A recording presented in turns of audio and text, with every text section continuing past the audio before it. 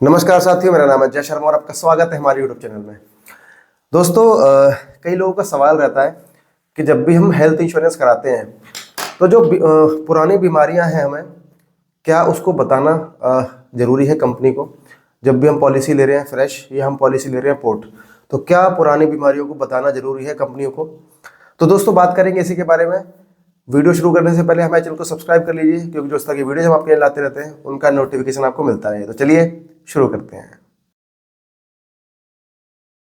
तो दोस्तों, आप बात करते हैं कि जब भी हम पॉलिसी लेते हैं, जब हम हेल्थ पॉलिसी लेते हैं, तो क्या हेल्थ पॉलिसी लेते वक्त डिटेल बताना ज़रूरी है।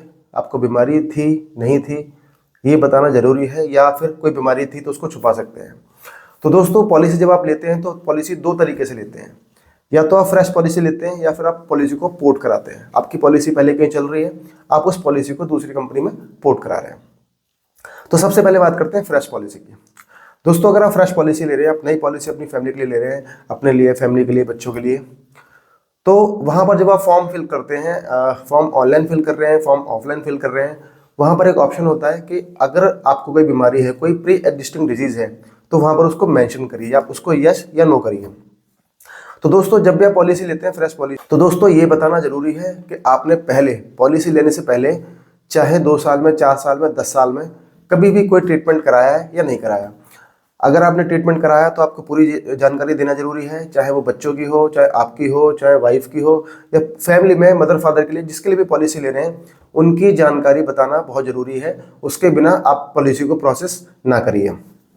अब बात करते हैं पोर्ट पॉलिसी की। तो दोस्तों, अगर आप पॉलिसी को पोर्ट भी कर रहे हैं, आपकी पॉलिसी कहीं और चल रही थी, आपको कोई दूसरा अच्छा प्लान मिल गया, या फिर आपको और कोई चीज़ें किसी और कारण की वजह से आप उस पॉलिसी को पोर्ट कर रहे हैं, प्लान बंद हो गया या और चीज़ें हैं, किसी और कारण की वजह से अगर आप पॉलिसी को पोर्ट कर रहे हैं किसी और कंपनी में, तो फिर अगर आप सेम पॉलिसी सेम कंपनी में कर रहे हैं, मतलब अगर मान लीजिए फ्यूचर जनरली का कोई प्लान था, वो प्लान बंद हो गया, आप फ्यूचर जनरली के ही दूसरे प्लान में शिफ्ट कर रहे हैं, तो आपको कोई ज़रूरत नहीं है बताने की कि आपको कोई बीमारी है नहीं है, क्योंकि कंपनी के पास ऑलरेडी वो रिकॉर्ड है। लेकिन अगर आप किसी दूसरी कंपनी में जाते हैं, तो आपने पुरानी पॉलिसी में कोई क्लेम लिया है, कब लिया है, इसकी पूरी जानकारी देना जरूरी है। आपने उस पुरानी पॉलिसी को लेने से पहले भी कोई ट्रीटमेंट अगर कराया आपने, बेशक वो कैश में कराया हो, आपने पैसा खुद पे किया हो, तो वो जानकारी देना भी उस कंपनी को जरूरी है जिस कंपनी में अपनी पॉलिसी को आप पोर्ट कर रहे हैं। कई बार लोग पूछते हैं कि भाई मेरी पॉलिसी 5-7 साल से चल रही है, अब तो मेरी पॉलिसी में सब कुछ कवर है, तो मैं जैसे पॉलिसी को पोर्ट करूंगा तो मैं अगली कंपनी में भी सब कुछ कवर होगा। तो दोस्तों, ऐसा नहीं होता। जब भी आप पॉलिसी पोर्ट करते हैं, तो नई जो कंपनी है, जो पॉलिसी आप ले रहे हैं, उस कंपनी को वो सारी डिटेल बताना जरूरी है।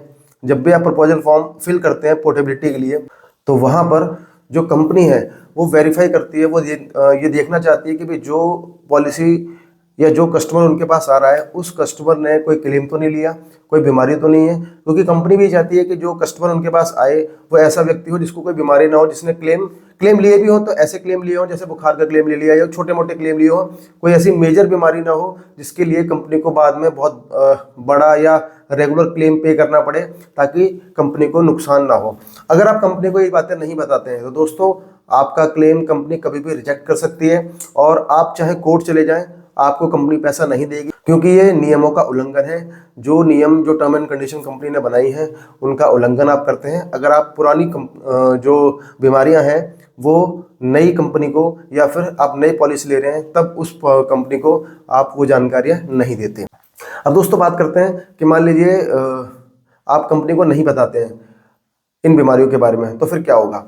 तो दोस्तों, अगर आप नहीं बताएंगे, तो मैंने पहले बताया आपका क्लेम रिजेक्ट हो जाएगा। तो दोस्तों, जब भी आप कोई क्लेम लेने जाएंगे, इन केस आप कोई क्लेम लेने गए और क्लेम लेने के टाइम पर कंपनी को पता चला, मान लीजिए आपको बीपी है या आपको शुगर है, आपने कंपनी को नहीं बताया, और क्लेम लेते वक्त अगर कंपनी को पता लगता हॉस्पिटल से कि आपको शुगर है, बीपी है, तो कंपनी आपसे डिटेल मांगेगी, और आप अगर उस शुगर या बीपी का डिटेल नहीं दे पाए, या फिर कंपनी को ये पता लग जाए कि आपने जो पॉलिसी कराई है वो झूठ बोल के कराई है, आपने अपनी पुरानी बीमारी को उसमें नहीं डिक्लेयर किया है, तो कंपनी ऑन स्पॉट आपका क्लेम रिजेक्ट कर देगी। और हो सकता है कि कंपनी आपकी पॉलिसी को भी वहाँ पर कैंसिल कर दे, या ये भी हो सकता है कि कंपनी जो पर्टिकुलर बीमारी वहाँ पर उस समय निकल के आई है, उसकी वजह से जो करंट आपका क्लेम है वो भी रिजेक्ट कर दे, और उस बीमारी पर आपका 4 साल या 3 साल जो भी कंपनी की टर्म एंड कंडीशन होती है उस पर आपका वेटिंग पीरियड वहाँ पर लगा सकती है। उसके बाद दोस्तों सवाल आता है कि क्या हम पॉलिसी में इन बीमारियों को पॉलिसी लेने के बाद ऐड कर सकते हैं?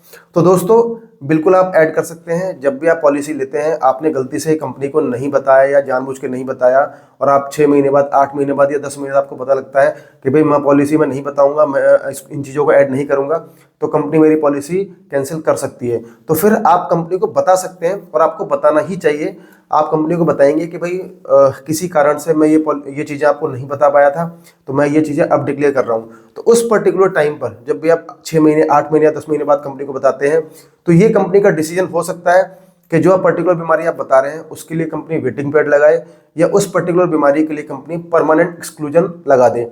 मतलब उस बीमारी पे आपको उस पॉलिसी में कभी भी क्लेम नहीं मिलेगा, बाकी अदर बीमारियों पे आपको उसमें क्लेम मिल जाएगा। तो दोस्तों ये चीज़ कंपनी कर सकती है। अब दोस्तों बात करते हैं कि अगर आपने पॉलिसी ले रखी है, आपको पॉलिसी लेते वक्त कोई बीमारी नहीं थी, और पॉलिसी लेने के बाद अगर आपको कोई बीमारी होती है, तो क्या आपको कंपनी को बताना चाहिए या नहीं बताना चाहिए? तो दोस्तों जब भी आप पॉलिसी ले लेते हैं, लेने के बाद 1 साल में, 2 साल में, 3 साल में जब भी आपको कोई बीमारी होती है, या फिर हो सकता है कि 10 साल के बाद आपको कोई बीमारी हो, तो आपका ये फर्ज बनता है कि आप कंपनी को ये जरूर बताएं कि ये पर्टिकुलर बीमारी मुझे इस समय पर हुई है और ये उसके रिकॉर्ड्स हैं। अगर आप कंपनी को नहीं भी बताते हैं तो एटलीस्ट वो जो बिल है, आपके रिकॉर्ड है, सारा जो डॉक्टर का कंसल्टेशन है, उसको संभाल कर रखें। अगर वो डिटेल आप संभाल कर नहीं रखेंगे तो फिर कंपनी किसी भी टाइम पर आपका क्लेम वहाँ पर रिजेक्ट कर सकती है। ऐसा कई बार देखा गया है कि पॉलिसी 10 साल से चल रही है, क्लेम लेने के टाइम पर आपको शुगर, बीपी या थायराइड या कुछ इस तरह की कोई बीमारी टेस्ट कराने के दौरान सामने आई, उसके लिए आप ऑलरेडी दवाई भी ले रहे हैं, लेकिन कोई रिकॉर्ड ना होने की वजह से वो क्लेम कंपनी ने आपका रिजेक्ट कर दिया। बेशक वो बीमारी आपको पॉलिसी लेने के 8 साल बाद, 7 साल बाद हुई, लेकिन अगर उस बीमारी के लिए आप रिकॉर्ड नहीं दे पाए तो कंपनी वहाँ पर क्लेम आपका रिजेक्ट कर सकती है। कंपनी चाहे तो आपकी पॉलिसी भी कैंसिल कर सकती है, और कंपनी चाहे तो आपका जो बीमारी डिटेक्ट हुई है, जो करंट क्लेम आपका चल रहा है, वो तो कंपनी कैंसिल करेगी। और हो सकता है जो बीमारी उनको अब पता लगे, जो शुगर, डायबिटीज उनको अब पता लगा है, उस पर अगले 4 साल का वेटिंग पीरियड भी वहाँ पर लगा दें। तो दोस्तों आपके लिए फ़ायदा यही है कि जब भी आप पॉलिसी लेते हैं, अपनी सारी डिटेल बताएं। अपने डॉक्यूमेंट में जो भी डॉक्यूमेंट आप सबमिट करते हैं, डिटेल एग्जैक्ट डॉक्यूमेंट के हिसाब से सबमिट करें। अगर कोई भी गलती है उसमें तो उसको करेक्ट कराएं, उसको ठीक करें। उसके अलावा जो भी बीमारी आपको है, पॉलिसी लेने से पहले आपने कोई ट्रीटमेंट कराया है, चाहे वो कैश में कराया हो, चाहे फिर आपने पुरानी पॉलिसी में कराया हो, आपको वो सारी डिटेल कंपनी को बताना जरूरी है, तभी इसमें आपको फायदा है। अगर नहीं बताएंगे, कंपनी आपका क्लेम रिजेक्ट करेगी, फिर आप कंज्यूमर कोर्ट जाएंगे, आप मेल करेंगे, जो मर्जी करेंगे, आपको कंपनी क्लेम नहीं देगी, क्योंकि कंपनी के डॉक्यूमेंट्स में क्लियर ये लिखा हुआ है, जो भी टर्म एंड कंडीशन लिखी है, अगर आप उन चीज़ों का उल्लंघन करते हैं तो फिर आप उस क्लेम के लिए, उस पैसे के लिए जो भी रिजेक्ट हुआ है, उसके लिए आप खुद ही लायबल होंगे। कंपनी उसमें कुछ भी आपको पे नहीं करेगी। तो दोस्तों ये था मेरा वीडियो आज का प्री एग्जिस्टिंग डिजीज को लेकर। क्या आप पॉलिसी में बताएं या ना बताएं इन चीज़ों को लेकर। तो दोस्तों कैसा लगा आपको ये वीडियो, हमें जरूर बताएं। और अगर आपको वीडियो पसंद आया तो वीडियो को लाइक कर दीजिए, चैनल को सब्सक्राइब कर दीजिए, और अगर आपको लगता है कि वीडियो हेल्पफुल है तो फिर आप इसे शेयर भी कर सकते हैं। धन्यवाद।